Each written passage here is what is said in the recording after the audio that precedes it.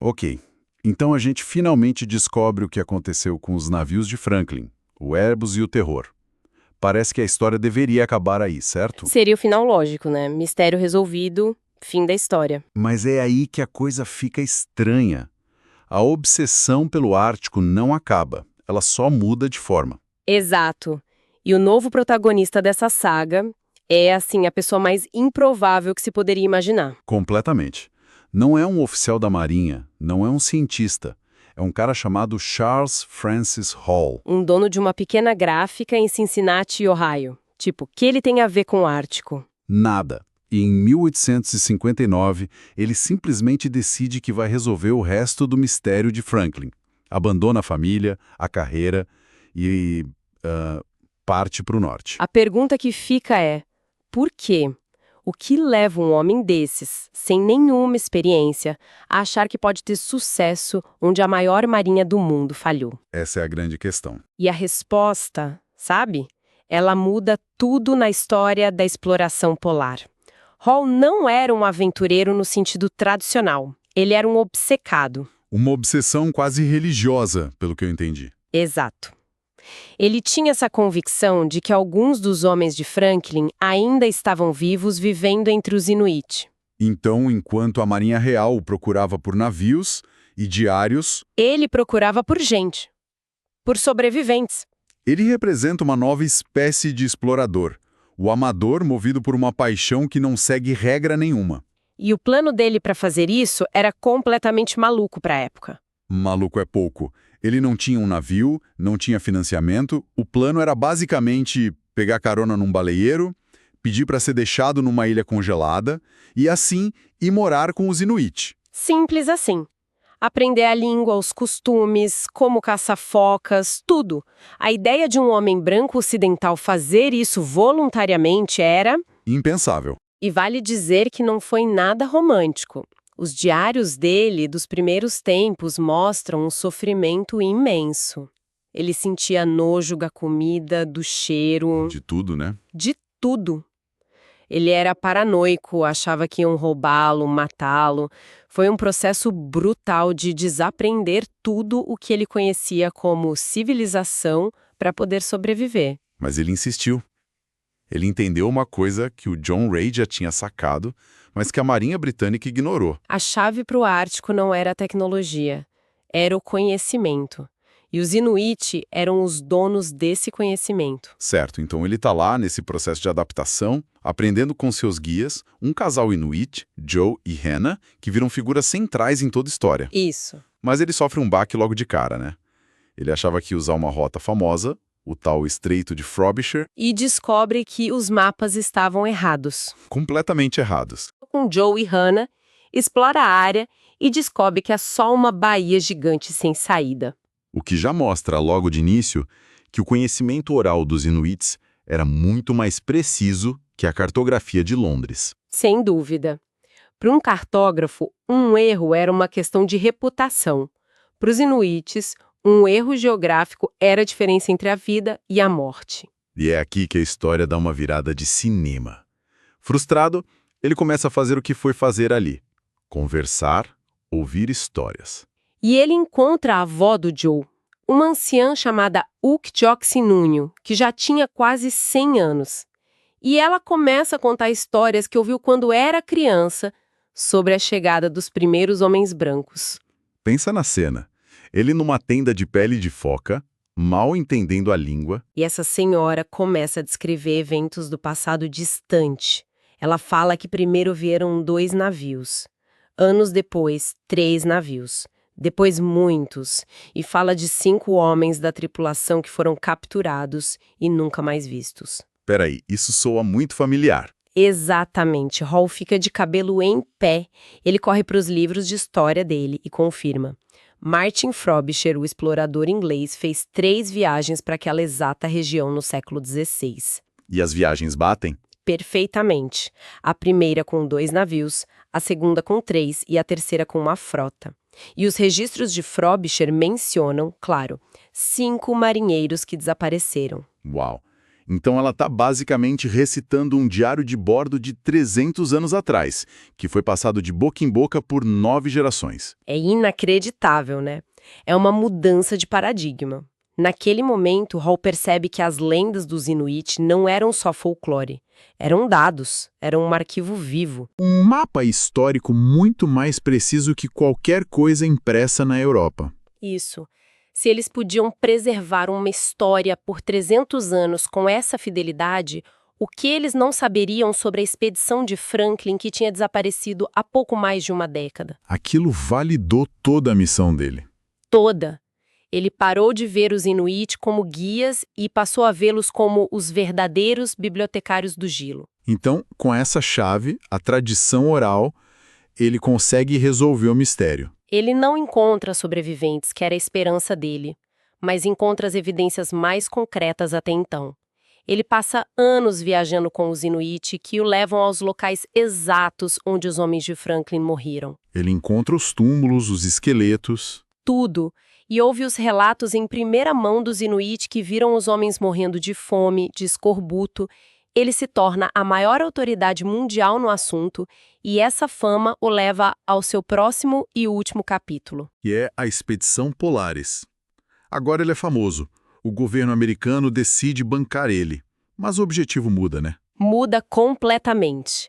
A nova febre é a corrida para o Polo Norte.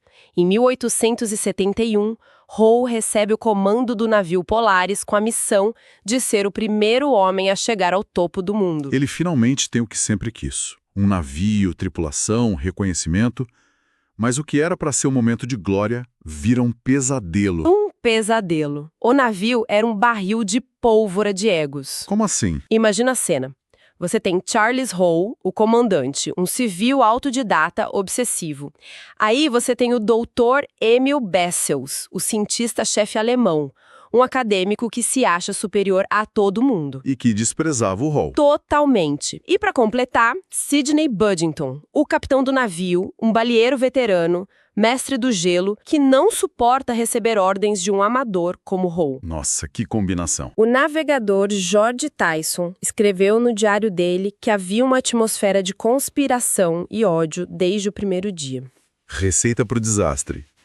Mas apesar disso, eles conseguem ir bem no começo, né? Surpreendentemente, sim. O Polaris navega mais ao norte do que qualquer navio antes dele no hemisfério ocidental.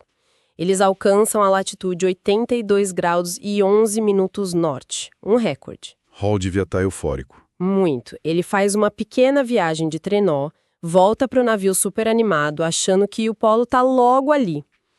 No dia 24 de outubro, logo após voltar, ele bebe uma xícara de café e passa mal. Violentamente. Do nada. Do nada. Dores terríveis, vômitos, delírios. E no meio da febre, ele começa a gritar que foi envenenado. E ele acusa alguém. Acusa diretamente o Dr. Bessels. Ele se recusa a tomar qualquer remédio do médico e só aceita comida preparada pela amiga Inuit dele, a Hannah. E ele melhora por uns dias, mas depois tem uma recaída e morre em 8 de novembro. Uma morte súbita, muito misteriosa. E a causa oficial?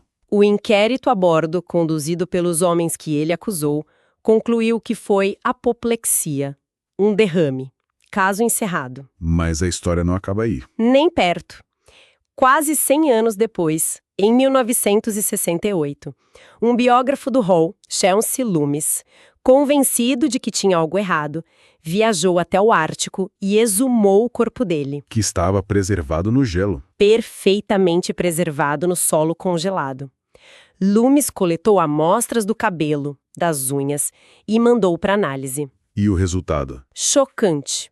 Nas suas últimas 2 semanas de vida, Charles Francis Hall havia ingerido grandes quantidades de arsênico. Meu Deus! As acusações desesperadas dele, que foram tratadas como delírios, eram a mais pura verdade. Ele foi assassinado. Que loucura! Então o líder da expedição é assassinado e a tripulação está cheia de suspeitos que se odeiam. O que acontece com um navio assim, preso no gelo? Ele se desintegra. A disciplina evapora. Budington assume o comando, mas passa a maior parte do tempo bêbado. O navio fica preso no gelo e no ano seguinte começa a longa e lenta viagem para casa. E é aí que a tragédia vira algo ainda mais bizarro. Inacreditável, né? Na noite de 15 de outubro de 1872, um ano depois da morte do Hall, o navio é pego por uma tempestade terrível. O gelo começa a esmagar o casco. Pânico total. Budington, provavelmente bêbado, dá uma ordem caótica. Comecem a jogar os suprimentos no gelo caso precisem abandonar o navio. Então, no meio da escuridão e da nevasca, todo mundo jogando coisa para fora. Exato. E no meio desse caos acontece o impensável. O campo de gelo onde eles estão jogando as coisas se quebra. Não! Um bloco de gelo enorme se separa do navio, levando com ele 19 pessoas, incluindo o navegador Tyson, as famílias Inuit de Joe e Hannah e vários outros. E o navio? O Polaris simplesmente desaparece na escuridão, deixando esse grupo à deriva num pedaço de gelo. Eu não consigo nem imaginar o terror absoluto daquele momento. Você tá num navio e de repente tá num bloco de gelo, no meio do oceano, vendo sua única salvação sumir. É um cenário de pesadelo. 19 pessoas, no início da noite polar, com as tensões do navio indo junto com eles para o gelo. Parecia uma sentença de morte. Mas eles não morreram. E o que se segue é uma das histórias de sobrevivência mais insanas de todos os tempos. Sem dúvida. Por mais de 5 meses, esse grupo flutua à deriva. Eles viajam quase 3.200 quilômetros para sul. E a única razão pela qual sobreviveram se resume a 2 pessoas, Joe e Hannah. Os guias Inuit, a prova definitiva do método de Hall. Exatamente. Enquanto os marinheiros ocidentais entravam em pânico, Joe e Hannah entraram em ação. Construíram iglus para proteger todo mundo do frio que chegava a 40 graus negativos. E a comida? Eles caçavam. Joe, em seu pequeno caiaque de pele de foca, se tornou o único provedor de alimento para 19 pessoas. No momento em que todos estavam quase morrendo de fome, ele caçou uma foca barbuda gigante. Um animal enorme que salvou o grupo. É a justaposição perfeita com o desastre de Franklin. Lá, 129 homens da marinha mais poderosa do mundo morrem. Aqui, um grupo misto sobrevive nas piores condições possíveis. Tudo por causa do conhecimento nativo. É a validação final da crença do Hall. E como eles são resgatados? Em abril de 1873, depois de quase 6 meses, o bloco de gelo deles já era só um pedacinho. E quando toda a esperança parecia perdida, eles foram avistados por um baleeiro, o Heavens Craig. E resgatados? Milagrosamente resgatados. Todos os 19 sobreviveram. Uau! E o resto da tripulação no navio. O Polaris encalhou e eles usaram a madeira para construir uma cabana. Também foram resgatados por baleeiros no verão seguinte. O inquérito da Marinha sobre tudo isso foi uma farsa, claro. Ninguém foi responsabilizado pelo assassinato? Ninguém. A conclusão oficial continuou sendo que Hall morreu de derrame. Acabou tudo em pizza para evitar o escândalo. Que história inacreditável. A jornada de um amador que vira um especialista. Um assassinato a sangue frio e uma história de sobrevivência que desafia a lógica. O que é fascinante é que a saga do Polaris marca uma transição. A busca por Franklin, que moveu o Hall por tanto tempo, finalmente chega ao fim. E a expedição, apesar do caos, provou que era possível navegar muito mais ao norte. E com isso, uma nova obsessão toma conta do mundo. Exato. A busca por uma tragédia dá lugar a uma corrida competitiva, nacionalista, para ser o primeiro a fincar uma bandeira no Polo Norte. A busca pelo polo continua, e a Marinha Britânica decide que é hora de voltar ao Ártico com a maior expedição desde os tempos de Franklin. Mas será que as lições do passado foram realmente aprendidas? Nossa análise continua na próxima parte. Olá! Hoje a gente vai mergulhar em um momento bem peculiar da exploração polar. Estamos no final do século XIX e a Grã-Bretanha, que era a grande protagonista no Ártico, parece que estava de ressaca. Totalmente. Depois da busca gigantesca pelo Franklin, que foi um trauma nacional, e da morte misteriosa do Charles Hall, o clima era de cansaço. As fontes mostram isso claramente. Sim, o público, o governo, o próprio almirantado. Ninguém queria mais ouvir falar de expedição cara e perigosa. Parecia que o assunto tinha, morrido. Pois é, e é justamente essa fadiga que torna o que veio depois tão impressionante. Porque no meio desse desinteresse todo, duas figuras simplesmente se recusaram a desistir. Clements Markham e Sherrod Osborne. Os veteranos das buscas pelo Franklin. Quase 10 anos, 9 anos para ser exata, fizeram uma campanha incansável. Batiam em todas as portas, sabe? Dizendo que a Grã-Bretanha precisava de uma nova expedição científica. Eram vozes quase solitárias, então. No começo, sim, mas aí a maré vira. E vira de um jeito impressionante. A imprensa, de repente, abraça a causa deles, e o que era um apelo científico vira uma questão de orgulho nacional, né? Exatamente. A aversão do público se transforma num desejo quase febril por um grande feito imperial. Algo para mostrar que a Grã-Bretanha ainda mandava nos mares, inclusive nos congelados. A pressão fica enorme. O governo, que não queria gastar um centavo, se vê sem saída. E é aí que surge a frase que resume tudo. Não falava de ciência, nem de geografia. A frase era: a Marinha precisa de alguma ação. A Marinha precisa de alguma ação. Puxa. Sim. Num período de relativa paz, a Marinha Real estava, entre aspas, ociosa. E essa expedição se tornou a resposta perfeita. Não era mais sobre exploração, era sobre reafirmação de poder. E foi com todo esse peso nas costas que a expedição do George Nares foi lançada. Com essa obrigação de entregar um triunfo. Ok, então o cenário está montado. Uma expedição que nasce mais da política do que da ciência. Quem eles escolhem para liderar essa missão? George Nares, um oficial da Marinha muito competente, experiente, mas talvez mais um burocrata do que um explorador visionário. Certo. Ele assumiu o comando de 2 navios, o Alert e o Discovery. E para ser justo, o começo dele é espetacular. Ele consegue navegar com o Alert até a latitude 82 graus e 24 minutos norte. Nossa, isso é muito ao norte. Ninguém tinha chegado tão longe com o navio. Nunca. As primeiras notícias que chegam na Inglaterra são de um sucesso absurdo. A essa altura, a Inglaterra devia estar em festa, né? O investimento parecia estar valendo a pena. Mas, lendo os diários do Nares, a gente percebe que, enquanto o país comemorava, o comandante lá no gelo não estava nada otimista. Longe disso. Ele olha para aquele mar de gelo na frente dele e basicamente conclui: daqui não passamos. Ele achava a paisagem intransponível para os trenós navais pesadíssimos que os britânicos usavam. E essa mentalidade dele é um ponto-chave, né? Porque a expedição anterior, a do Charles Hall, tinha deixado no ar umas teorias. Isso. 2 grandes teorias, a de uma possível massa de terra ao norte e a mais famosa, a do mar polar aberto. A ideia de que depois de uma barreira de gelo, haveria um mar navegável até o polo. Exato. E o Nares chega lá, olha o horizonte e, com uma conectada, ele descarta tudo.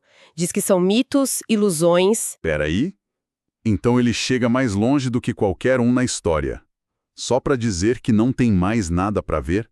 Basicamente.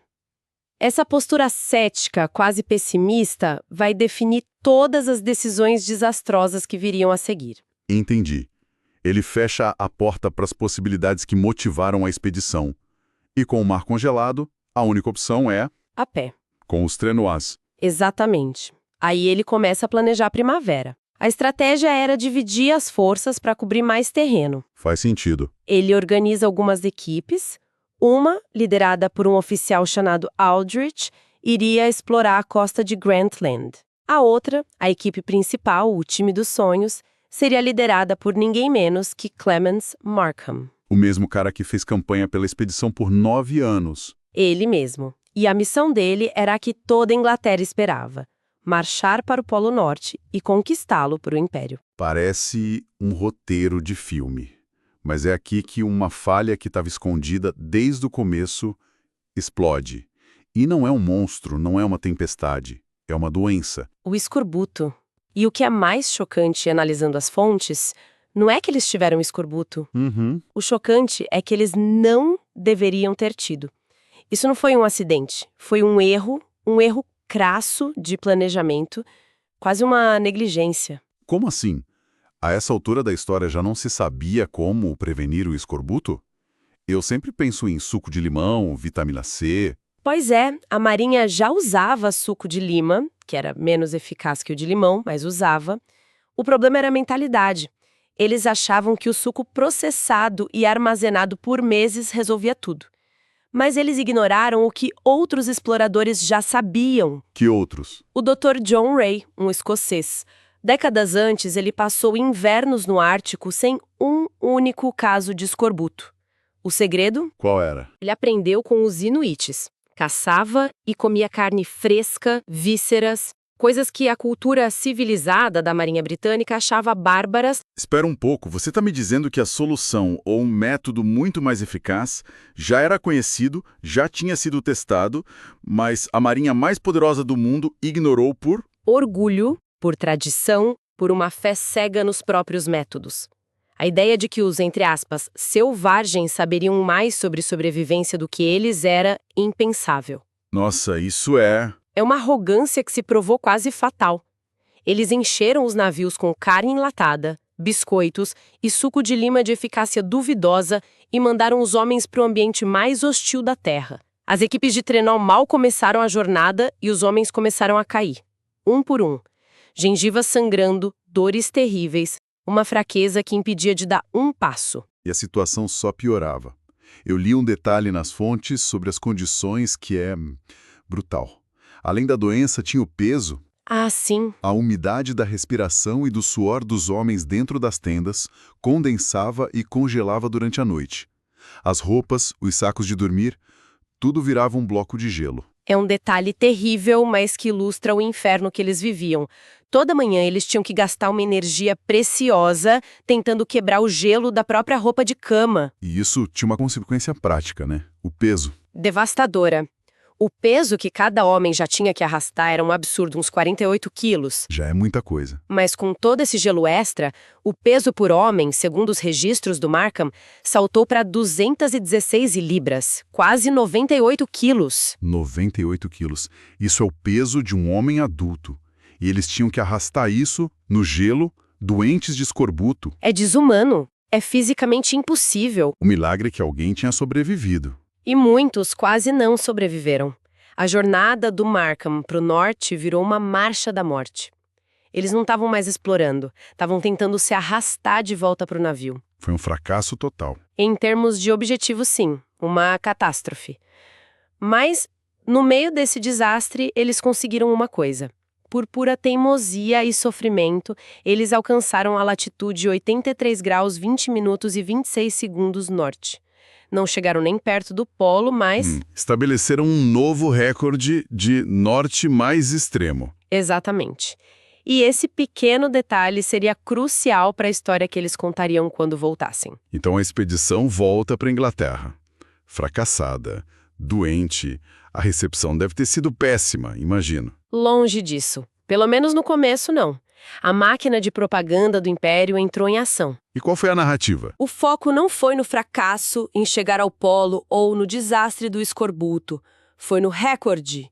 Nossos homens valentes foram mais longe do que qualquer ser humano na história. Foi isso que venderam para o público. E funcionou. É impressionante como a história pode ser manipulada. Eles pegaram uma migalha de sucesso e transformaram na história principal. E as honrarias vieram, claro. Ah, sim. O establishment britânico fechou filas para proteger a imagem da Marinha. Uma medalha especial do Ártico foi criada para a tripulação. Quase todos os oficiais foram promovidos. Para quem olhava de fora, parecia um triunfo. A mensagem era: a missão foi um sucesso. Mas fachadas não duram para sempre, né? A verdade sobre o que aconteceu deve ter começado a vazar. E vazou? Relatórios médicos, cartas, a história do escorbuto, do sofrimento, do planejamento falho, começou a circular. E aqui, a mesma imprensa que criou a expectativa irreal pelo polo, agora se virou contra a expedição. O público se sentiu enganado. Foram prometidos o polo e receberam um recorde de latitude e uma história de terror. Exato. A nação precisava de respostas. E, mais importante, precisava de um culpado. E quem é o alvo perfeito quando uma operação assim dá errado? o comandante. Sempre. O almirantado não ia assumir a culpa por suas tradições.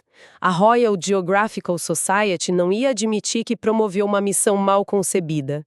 A imprensa, muito menos. Todos empurraram o Nares para o gelo e, quando ele voltou sem o prêmio, o deixaram sozinho. Ele se tornou o bode expiatório perfeito. A culpa por todo foi colocada nos ombros dele. Pelo fracasso em atingir o polo, pela má gestão, pelo escorbuto. E a prova disso está na carreira dele, né? A prova final e mais amarga. Lembra que eu disse que quase todos os oficiais foram promovidos? Sim. A grande exceção foi o comandante. Nares nunca recebeu a promoção a oficial de bandeira. O almirantado foi o fim da linha para ele. Um final melancólico para a última grande tentativa da Marinha Britânica no Ártico. Analisando tudo, a história da expedição de Nares é muito mais do que uma aventura que deu errado. É um estudo de caso fascinante sobre como a pressão pública e a ambição nacional podem criar uma receita para o desastre. Com certeza. Eles estavam tão focados em dar alguma ação para a Marinha e obter uma vitória simbólica que ignoraram lições práticas e estabeleceram metas irreais. E quando as metas não foram alcançadas, A mesma máquina que criou a expedição precisou destruí-la simbolicamente, sacrificando o seu líder. Isso nos deixa com uma reflexão. A era das grandes expedições da Marinha Britânica estava terminando ali. O Ártico entrava numa nova fase. uma fase diferente. Sim, a exploração do Ártico deixa de ser um clube fechado britânico e se torna uma arena global, com americanos, noruegueses, italianos, e eles trariam novas ideias, novos métodos, alguns inspirados justamente em figuras como o Dr. John Rae. A grande questão que fica é: será que esses novos exploradores de outras nações aprenderiam com os erros britânicos? Ou eles simplesmente repetiriam a mesma arrogância e os mesmos sacrifícios em nome de suas próprias bandeiras? Uma pergunta que paira sobre todas as próximas tentativas. A corrida para o polo está longe de terminar, e as próximas expedições trarão novos heróis, novas tragédias e controvérsias ainda maiores.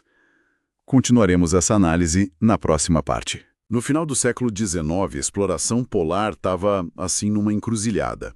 De um lado, você tinha aquela corrida meio romântica, sabe? Perigosa. Pela fama, pela passagem noroeste. Sim, a busca pela glória. Exato. E do outro, uma ideia completamente nova, que vinha de um cientista austríaco, o Karl Weyprecht. A proposta dele era transformar tudo isso num esforço puramente científico, colaborativo e internacional. A ideia era criar o primeiro ano polar internacional. Menos heroísmo, mais dados, né? Isso, menos drama, mais ciência. E foi nesse espírito que nasceu a expedição americana para a ilha Ellesmere, liderada pelo tenente Adolphus Greely, que começou em 1881. A missão era para ser isso, ciência. Só que a exploração polar tinha uma coisa, um vírus. Um vírus polar. É o que as fontes que a gente está analisando hoje, principalmente o capítulo 11 de uma delas, chamam. Era a febre da competição, a obsessão por quebrar recordes. E esse vírus, bom, ele infectou a missão de Greely desde o comecinho. E para piorar, a expedição, que era do exército, ainda recebeu uma tarefa extra. Eles tinham que procurar pistas do Jeannette, um navio da marinha que tinha sumido. Ou seja, já começou com uma rivalidade ali, embutida na missão. Totalmente. O que a gente vai mergulhar fundo hoje é como essa expedição, que tinha tudo para ser o marco da ciência, acabou se transformando numa das histórias mais terríveis de sobrevivência, de abandono e, no fim, de desespero do Ártico. Então vamos começar pelo acampamento deles, o Forte Conger. A missão mal tinha começado e os problemas já estavam aparecendo, né? Sim, o moral da tropa, por exemplo, era baixíssimo. É verdade. O próprio médico da expedição, um tal de Dr. Pev, ele chegou a escrever que a maioria dos homens alistados estava ali por uma aposta. Tipo, sem o menor interesse real em descoberta, em ciência. Exatamente. E nesse vácuo de propósito, o tal vírus polar encontrou o ambiente perfeito para se espalhar. A ambição pessoal tomou conta de tudo. E a grande estrela da expedição virou o tenente Lockwood, que era o segundo em comando. E o foco virou as expedições dele com os trenós, e não mais a coleta de dados. Precisamente. A ciência ficou em segundo plano. O grande feito do Lockwood foi quebrar o recorde britânico de norte mais extremo, uma marca que, olha só, durava 300 anos. 300 anos, e ele conseguiu por muito. Foi por pouco, umas 4 milhas náuticas só. Mas para eles aquilo foi uma vitória gigantesca. Além disso, ele mapeou mais de 100 quilômetros da costa da Groenlândia, uma área totalmente inexplorada. E teve mais, né? Numa outra expedição, ele e o sargento Brainerd encontraram a geleira Agassiz e algo que eu achei incrível. Uma floresta fóssil. Uma floresta fóssil. No meio do Ártico. Isso é uma descoberta científica gigantesca. Prova que aquele lugar já foi quente um dia. É a grande ironia da história. A maior descoberta científica deles veio justamente da busca por recordes geográficos, não da missão oficial. Exato. Enquanto Lockwood acumulava recordes de norte, leste e oeste mais extremos, a missão científica de verdade estava Desmoronando. O responsável por ela, o Dr. Peavy, estava mais preocupado com as próprias ambições. As coleções que eles juntavam eram uma bagunça completa. Um amontoado de peles, de rochas, artefatos, tudo sem catalogar. E o Greely, como comandante, o que ele fez? O Greely ficou uma fera. Ele demitiu o Peavy do cargo de chefe científico e botou o Lockwood no lugar para tentar salvar o que dava. E o Lockwood conseguiu? Ele era muito meticuloso. Organizou tudo, anotou, embalou. Mas, no fim, foi um esforço em vão. Toda aquela coleção, que era o único legado científico real da expedição, teve que ser abandonada na neve. Nossa, virou um símbolo do fracasso da ideia original. O símbolo perfeito. A busca pela glória pessoal engoliu a busca pelo conhecimento. Então, até as supostas vitórias da expedição eram, na verdade, um sinal do fracasso científico. Mas esse problema interno não era nada comparado ao desastre que estava vindo de fora. O plano de resgate que simplesmente não aconteceu. O plano era bem simples na teoria. Todo ano, um navio de reabastecimento ia chegar. Era a linha vital deles com o mundo. Mas em 1882, o primeiro navio, o Neptune, não conseguiu passar pelo gelo e teve que voltar. Já foi um primeiro alerta grave. Sim, mas eles ainda tinham suprimentos. O desastre de verdade veio no ano seguinte, em 1883. O que aconteceu nessa segunda tentativa? Foi uma catástrofe. O navio de resgate, o Proteus, foi esmagado pelo gelo e afundou. O comandante da missão de resgate, um tenente chamado Garlington, conseguiu salvar a tripulação, mas entrou em pânico. Pânico? Como assim? Ele deixou um depósito minúsculo de suprimentos num lugar chamado Cabo Sabine e fugiu para o sul. Basicamente, ele abandonou os 25 homens do Greely à própria sorte. Espera um pouco. E o governo americano? Ninguém fez nada? A gente está falando do secretário da guerra, Robert Todd Lincoln, o filho do Abraham Lincoln. Foi incompetência, falta de dinheiro ou ele simplesmente não se importava? É a grande questão. As fontes sugerem uma mistura de tudo isso. Burocracia, incompetência e uma frieza que choca. O Lincoln parecia mais preocupado em abafar o constrangimento do resgate fracassado do que em salvar os homens. Não acredito. Ele chegou a dizer para a imprensa que, mesmo que o Greely tivesse que recuar e encontrasse os suprimentos deixados lá, a situação deles não seria de forma alguma desesperadora. Não seria desesperadora. Ele estava basicamente condenando os homens à morte, falando para o público ficar tranquilo. É inacreditável. E essa indiferença selou o destino deles. Em agosto de 1883, sem saber de nada disso, Greely seguiu as ordens que tinha, recuar para o sul em seus barcos, onde ele acreditava que uma equipe de resgate o esperava com muitos suprimentos. E essa retirada virou um inferno na Terra, né? Eles ficaram presos num bloco de gelo gigante. Exato. Por mais de 6 semanas, eles ficaram à deriva na bacia de Kane, completamente impotentes, sendo arrastados pelo mar. Os diários dessa época devem ser terríveis. São de cortar o coração. O sargento Brainerd, que era um dos mais fortes, só escrevia sobre infortúnio e calamidade. O Lockwood foi mais direto. Ele escreveu: "Não vejo nada além de fome e morte." Eles tinham certeza que iam morrer ali. E o que salvou eles daquele bloco de gelo? Algo que o Brainerd descreveu como um ato da providência.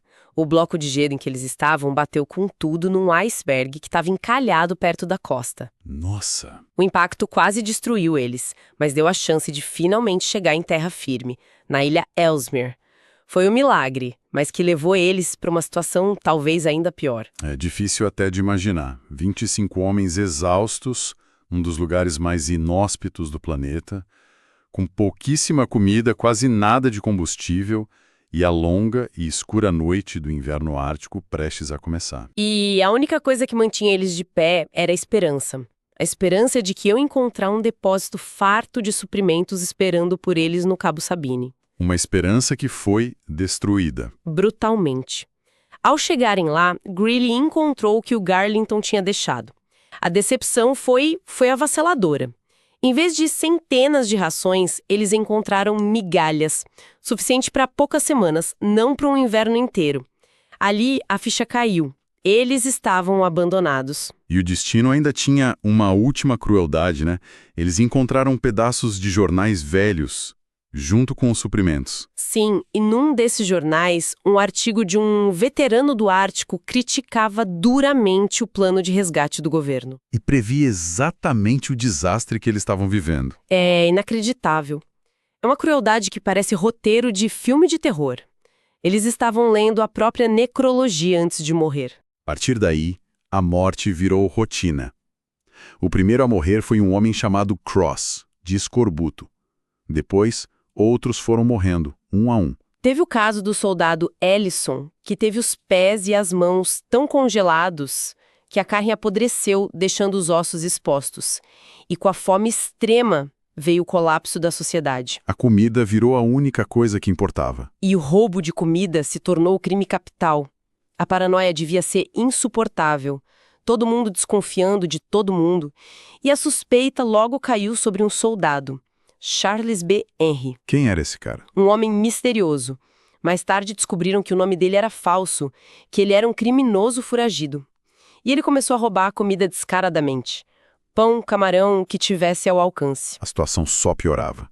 O caçador inuit da equipe, o Gents, se afogou tentando caçar.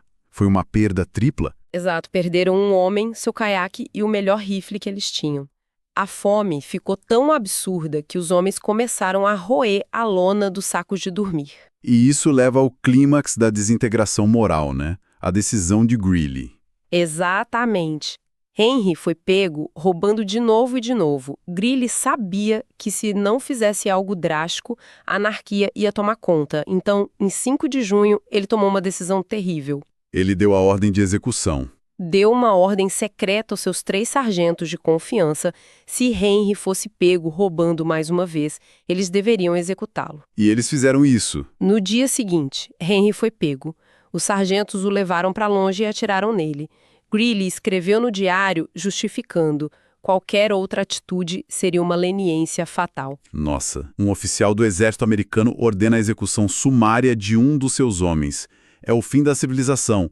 A lei ali não era mais a dos homens, era a da sobrevivência. E a morte continuou mesmo depois disso. Nos dias seguintes, mais homens morreram.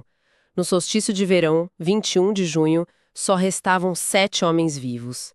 E eles estavam fracos demais para sequer escrever nos diários, apenas esperando o fim. Mas então, eles ouvem um som, na noite de 22 de junho. Um apito de navio, no meio do vento. A princípio, eles acham que é delírio, uma alucinação. Mas era real. Nos Estados Unidos, a opinião pública finalmente explodiu. A esposa de Greely, Henrietta, fez uma campanha incansável e a imprensa pressionou o governo a agir. E dessa vez, eles fizeram direito. Montaram uma operação de resgate maciça, bem equipada, comandada por Winfield Scott Shelley. Dessa vez, não economizaram em nada. E chegaram no último minuto possível. No limite, os navios, o Thetis e o Bear chegaram ao Cabo Sabine, naquele 22 de junho. Shickley enviou as equipes de busca para a terra, mas com pouquíssima esperança. A essa altura, achavam que iam só recuperar corpos. Como foi o momento do encontro? Uma das equipes, liderada pelo tenente Caldwell, Viu uma figura solitária e cambaleante numa colina. O homem acenou. Eles correram e encontraram os destroços do acampamento. Tinha uma tenda caída. Caldwell pegou uma faca, rasgou a lona e olhou para dentro. E a cena era? De horror absoluto. Ele descreveu esqueletos vivos. Um deles era o Ellison, sem mãos e sem pés, com uma colher amarrada num dos cotos para poder comer. E ali, de 4 no chão, uma figura esquelética, com uma barba longa, emaranhada, irreconhecível. Era o Greeley. Meu Deus. Caldwell se arrastou para dentro, pegou na mão dele e perguntou: "Greeley, é você?" E a resposta do Greeley é talvez a frase mais chocante e reveladora de toda a história da exploração. O que ele disse? Com uma voz fraquinha, quase um sussurro, ele falou: "Sim, 7 de nós restam. Aqui estamos, morrendo como homens. Eu fiz o que vim fazer. Quebrei o melhor recorde." Não pode ser. É inacreditável. No limiar da morte, cercado por corpos, loucura, a primeira coisa que ele pensa é o recorde. O norte mais extremo, o tal vírus polar, era tão forte assim? Pelo visto, era mais forte que a própria vontade de viver. Naquele momento, ele não era um comandante que falhou. Ele era o homem que chegou mais perto do polo do que qualquer outro. Com o último suspiro, ele quis deixar isso claro. A glória era tudo que importava. Dos 25 homens, só 6 voltaram para casa. E o mais irônico é que a expedição coletou uma quantidade imensa de dados científicos, que serviram de base para estudos futuros do Ártico. Mas, claro, isso foi totalmente ofuscado pelo horror. A execução, as suspeitas de canibalismo. Sim, a opinião pública ficou enojada. O New York Times capturou bem o sentimento da época. O editorial deles pedia que se ponha um fim a essa loucura. A tragédia de Greeley foi tão chocante que marcou o fim de uma era de exploração patrocinada pelo governo. Foi um trauma. Um trauma nacional, com certeza. Mas a obsessão pelo polo, essa busca pelo graal do Ártico, ela estava longe de terminar. A história de Greeley fechou uma porta, mas abriu outra. Para um novo tipo de explorador, com novos métodos e talvez obsessões ainda mais perigosas. E é para essa nova era que a nossa conversa vai na próxima parte. Olá e bem-vindos! Hoje a gente vai mergulhar numa era de transição fascinante, a virada para o século XX. A exploração do Ártico estava mudando completamente de foco. Aquela velha obsessão pela passagem noroeste, sabe, estava dando lugar a um prêmio que era, assim, muito mais simbólico. A conquista do Polo Norte geográfico. Exato. E para entender essa nova corrida, nossa fonte principal vai ser o capítulo 12 do livro The Arctic Braille, de Pierre Berton. E é uma mudança que reflete muito o espírito da época, né? O fim da era vitoriana. Aquela ideia de que um grande império como o britânico ia resolver o problema com navios enormes, com disciplina naval. Sim. Isso estava morrendo. E no lugar surge o que a gente pode chamar de herói moderno. O indivíduo, o gênio, o cientista, o cara movido por uma obsessão que desafiava todas as estruturas antigas. Exatamente. É um choque de filosofias. E o autor nos apresenta 4 figuras que são a personificação disso tudo. A gente tem o norueguês Fridtjof Nansen, o cientista que queria usar a natureza a seu favor. Certo. Tem o sueco Salomon André, que era um sonhador que achava que a tecnologia podia simplesmente passar por cima da natureza. Uma aposta alta. Altíssima. E aí vem o americano Robert Peary, a teimosia em pessoa que queria dominar tudo na base da força. E, por fim, outro norueguês, o Roald Amundsen, que foi o pragmático que aprendeu a viver com o ambiente. Perfeito. E o nosso papo hoje é justamente esse. Como essas mentalidades tão diferentes, sabe, ciência, tecnologia, força bruta e adaptação, como elas competiram para reivindicar um dos últimos grandes espaços em branco no mapa. É uma história de inovação, de loucura, de muito sofrimento e, no final, de quem tinha a abordagem mais inteligente. Isso. Então vamos começar pelo cara da ideia mais, digamos, elegante. Fridtjof Nansen. A proposta dele era tão contraintuitiva que soava genial ou completamente maluca. Exato. Em vez de lutar contra o gelo, ele queria pegar uma carona com ele. O que é fascinante na abordagem do Nansen é que ela é, assim, um produto puro do racionalismo científico. Ele estudou destroços de uma expedição americana que foram encontrados na Groenlândia e teorizou. Ele pensou, se os destroços atravessaram o Ártico é porque existe uma corrente. Então por que não construir um navio que pudesse fazer a mesma coisa? E daí veio o Frame. Exato. Ele projetou o Fram com um casco todo arredondado, quase como uma noz, sabe? A ideia era que quando o gelo apertasse, em vez de esmagar o navio, o gelo ia levantar ele. O navio ia flutuar sobre a banquisa. Uma ideia brilhante no papel, mas o custo humano é uma coisa que o livro deixa bem claro.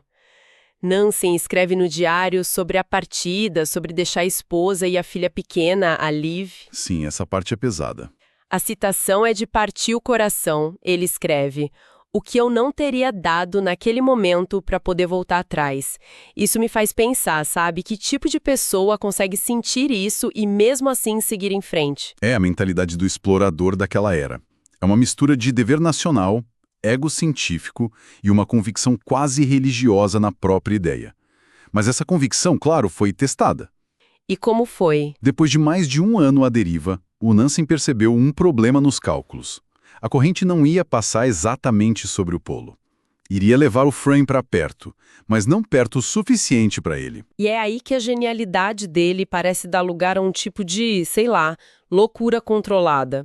Ele decide que seu navio não vai até o polo, ele vai a pé. É inacreditável. Ele e um companheiro, o Hjalmar Johansen, simplesmente abandonam a segurança relativa do Fram e partem com esquis e trenós de cães para o desconhecido.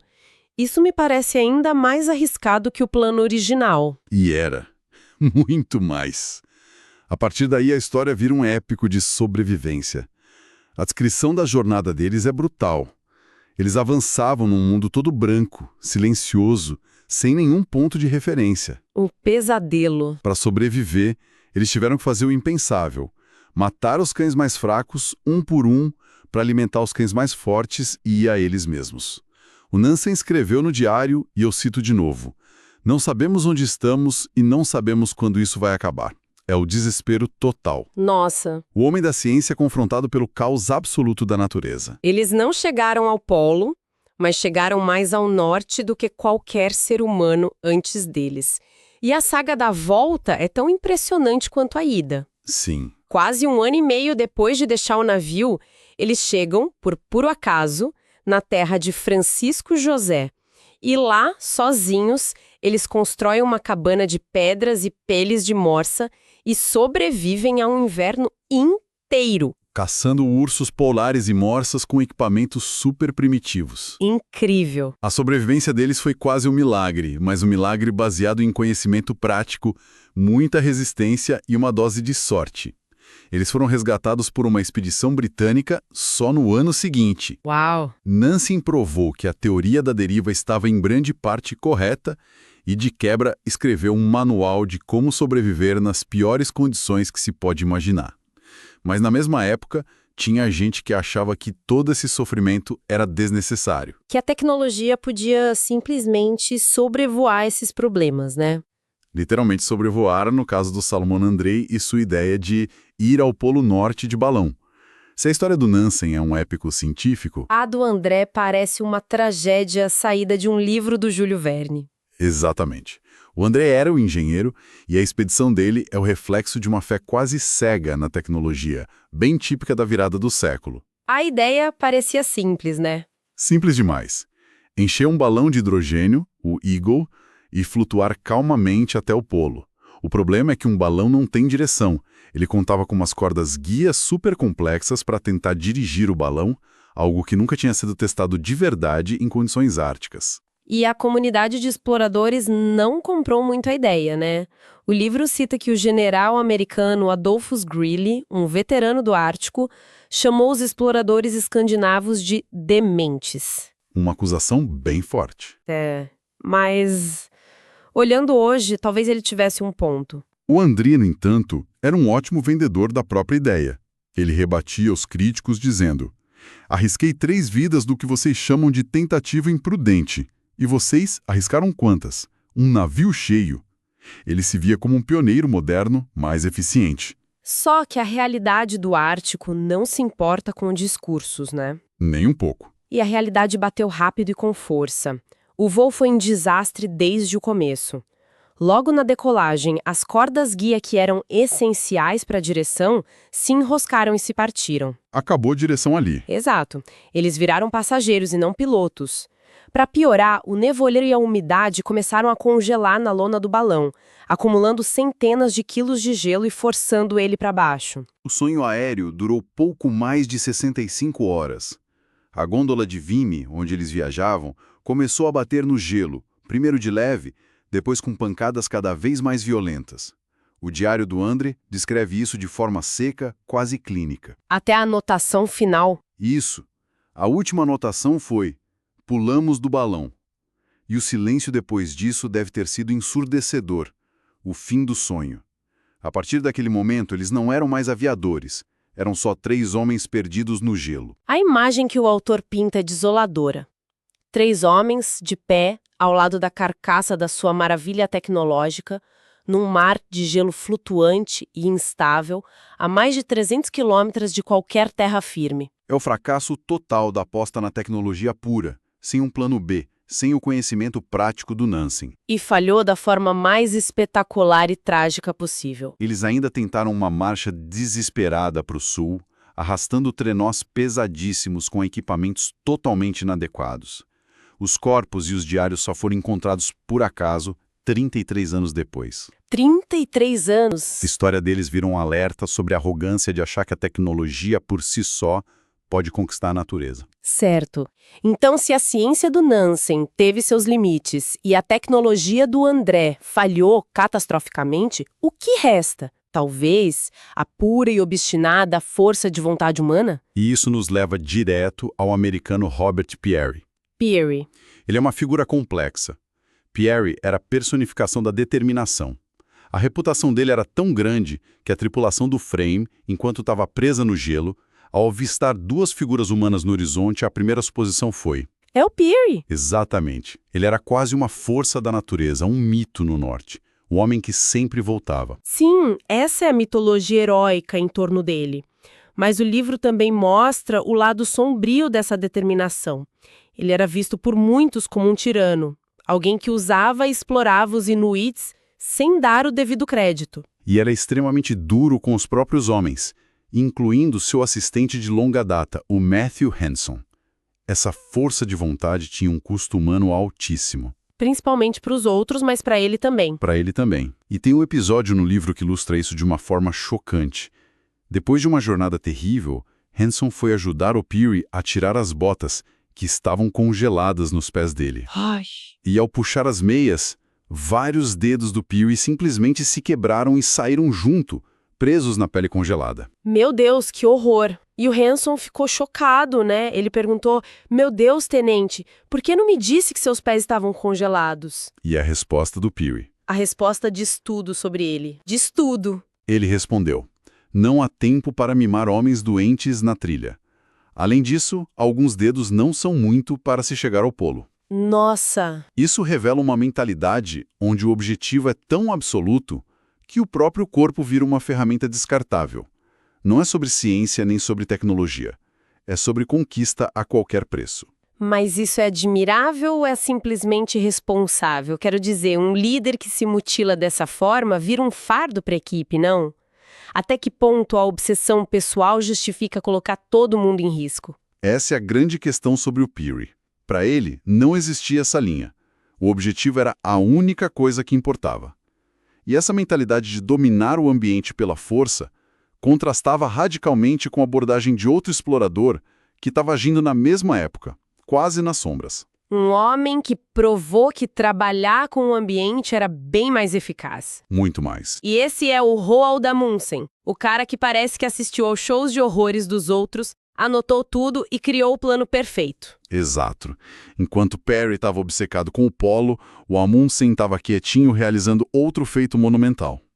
Entre 1903 e 1906, a bordo de um barquinho de pesca velho chamado Dioá, ele se tornou o primeiro homem a navegar com sucesso por toda a passagem noroeste. o sonho de séculos. Que custou centenas de vidas e navios, ele realizou de forma metódica, quase sem drama. E o segredo dele, como o livro bem aponta, foi a humildade.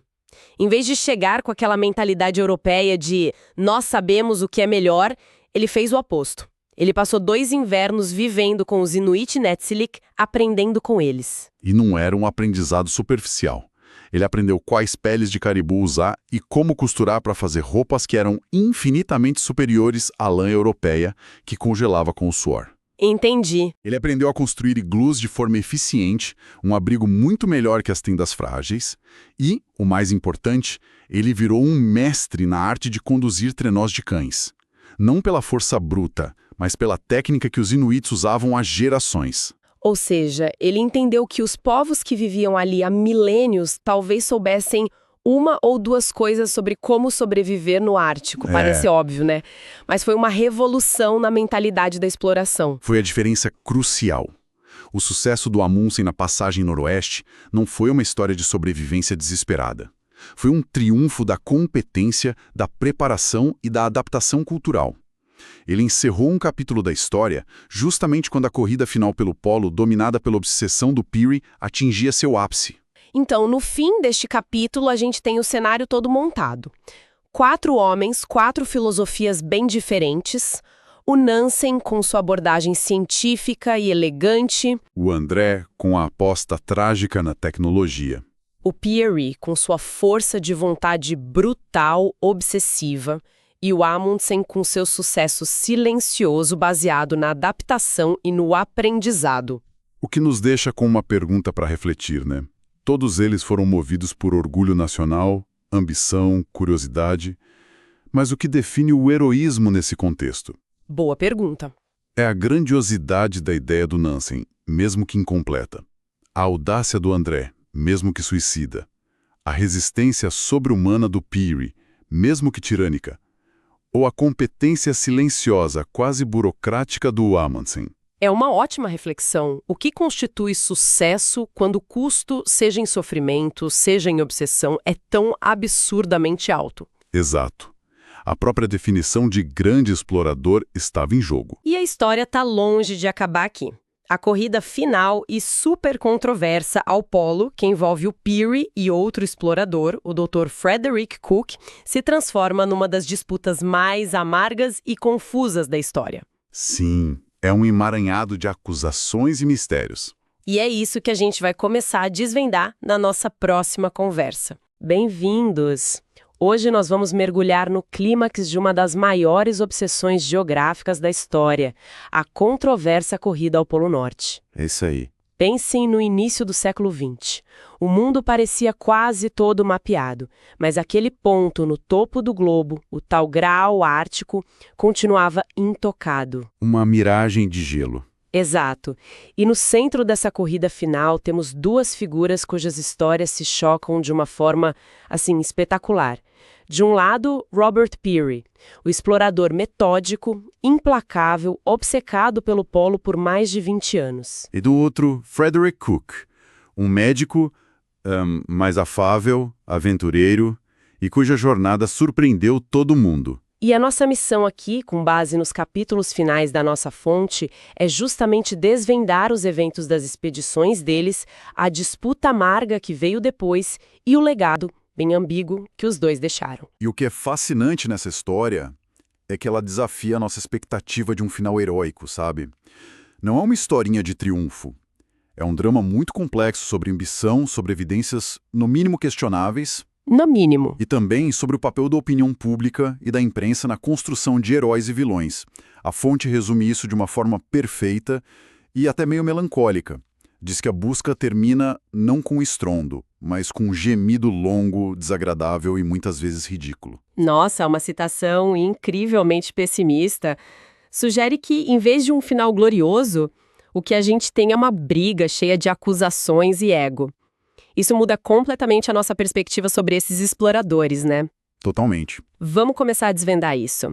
Para entender a mentalidade do Peary, a gente precisa voltar um pouquinho para a tentativa dele de 1905-1906.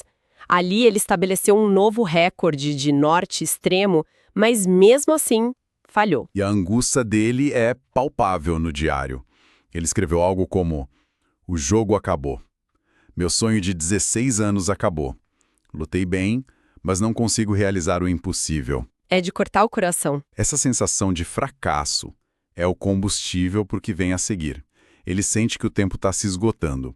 Então a expedição de 1908-1909 não é só mais uma tentativa, é a última chance dele. E ele planeja com uma precisão militar quase obsessiva. Ele usou o navio Roosevelt de novo e aperfeiçoou o famoso Sistema Perry. Exato. Sistema Perry, nós já ouvimos esse termo, mas o que ele significa na prática? Como funcionava? Então, imagine uma corrida de revezamento, só que ao contrário e muito, muito mais brutal. Várias equipes partiam da base, mas a cada etapa, uma equipe de apoio entregava suas melhores provisões e os cães mais fortes para a equipe da frente, e aí voltava. Muitas vezes em condições bem precárias, imagino. Exato. Era um sistema em pirâmide, projetado para que só um grupinho de elite chegasse ao final com o máximo de recursos. Era brilhante em logística, mas também consumia homens e cães a um ritmo incrível. Era um sistema implacável. E essa equipe final, a elite que restou dessa pirâmide, é onde a história começa a ficar realmente controversa. A apenas 240 quilômetros do objetivo de vida dele, Peary toma uma decisão que até hoje levanta suspeitas. Uma decisão crucial. Ele manda de volta ao capitão Bob Bartlett, o seu companheiro mais experiente e um navegador de primeira. Uma decisão, para muitos, incompreensível. Ok, vamos parar aqui um momento. Peary está a 240 quilômetros do seu objetivo de vida e manda embora o seu navegador mais competente, sua única testemunha credível. À primeira vista, isso não faz o menor sentido. Qual foi a justificativa oficial dele para uma decisão tão estranha? A justificativa oficial foi puramente patriótica. Ele argumentou que a honra da descoberta deveria caber a um americano. Bartlett era canadense. Mas, claro, os críticos apontam para uma razão muito mais óbvia e cínica. Que seria? Sem o Bartlett, não havia ninguém para contradizer o seu relato. Bartlett era o único outro membro da expedição com o conhecimento técnico para fazer observações de navegação independentes e verificar a posição de Peary. Isso é fundamental. É crucial. No Oceano Ártico não há pontos de referência. A sua localização é determinada medindo o ângulo do Sol com o sextante.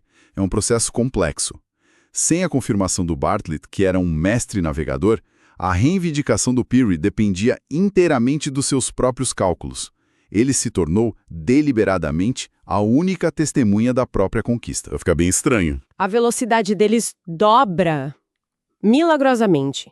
As médias diárias, que eram de uns 20 quilômetros com o Bartlett, de repente saltam para mais de 40, chegando a picos de 70 quilômetros por dia. Como isso é possível? Essa é a pergunta de $1 milhão.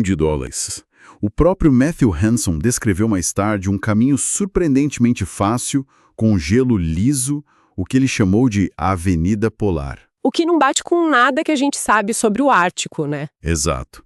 Isso contradiz a experiência de todos os outros exploradores antes e depois de Peary. A imagem que temos, confirmada por expedições modernas, é de um caos de blocos de gelo quebrados, áreas de água aberta. E não é só a velocidade e o terreno.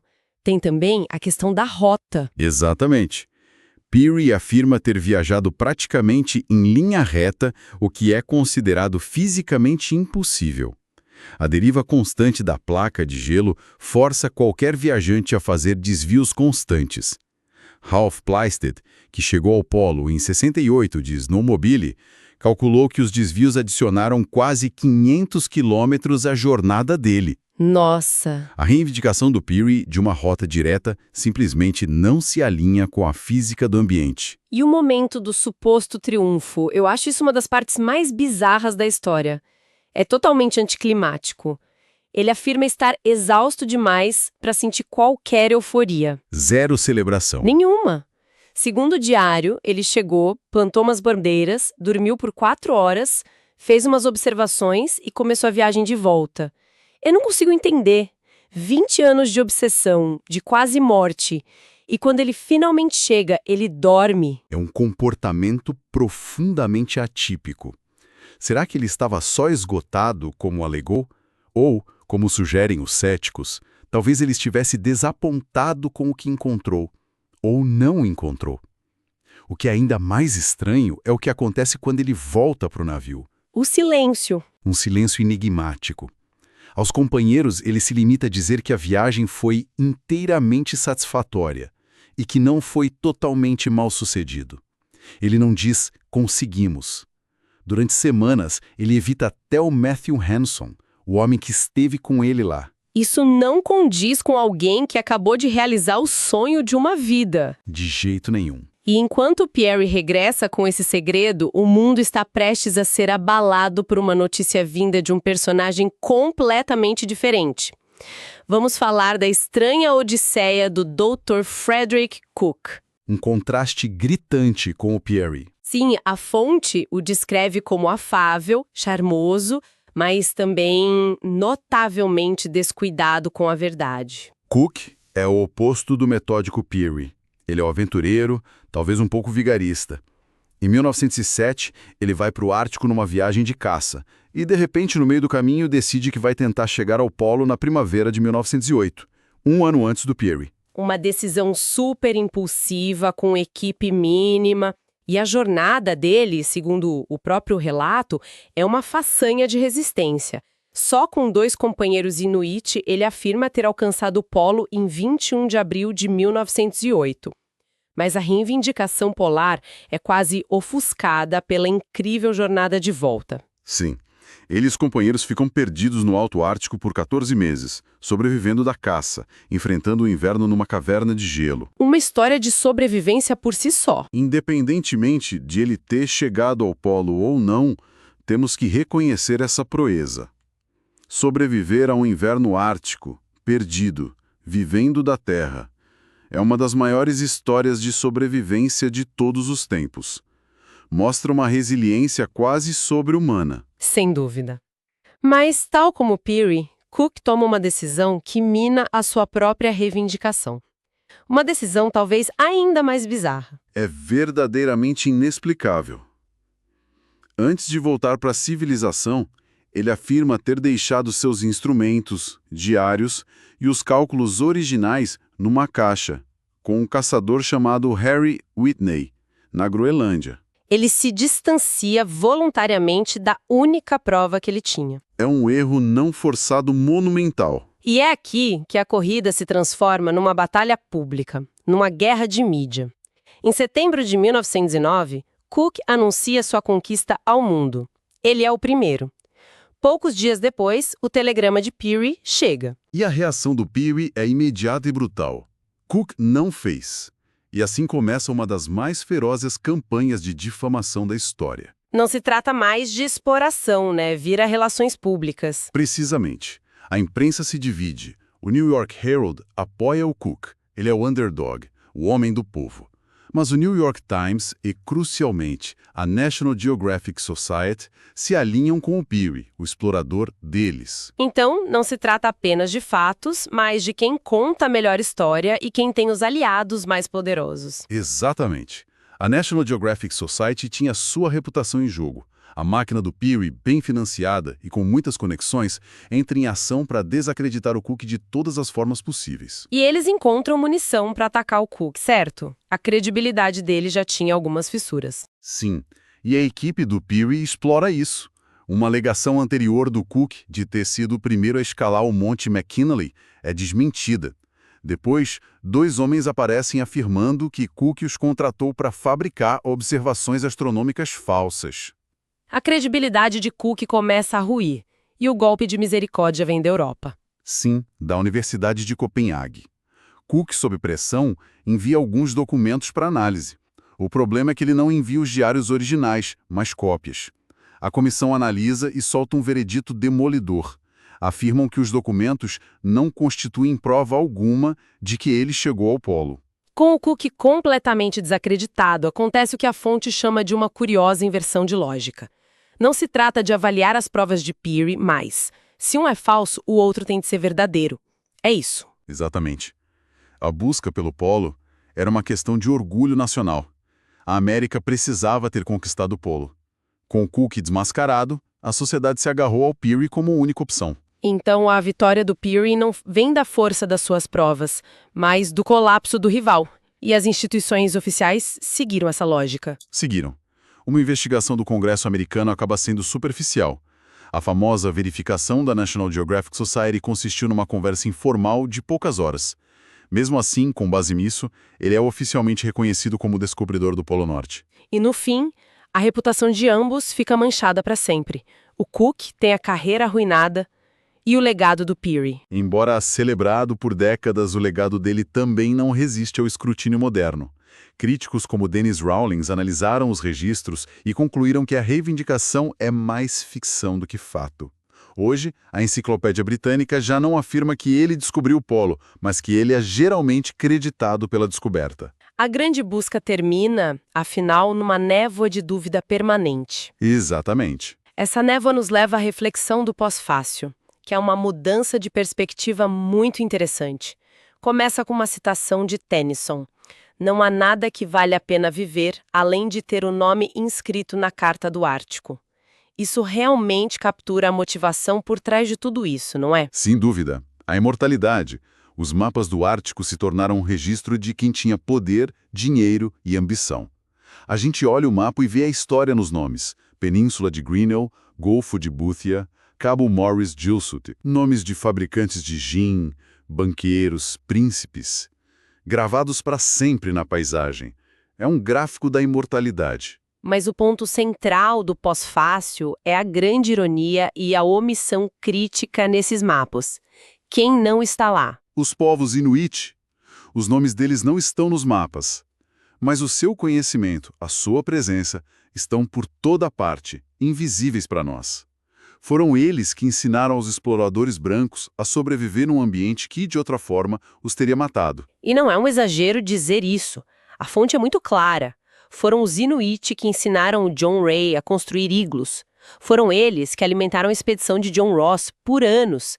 E no nosso caso, foram eles que guiaram o Peary, que caçaram para ele. Que costuraram as roupas dele. Exato.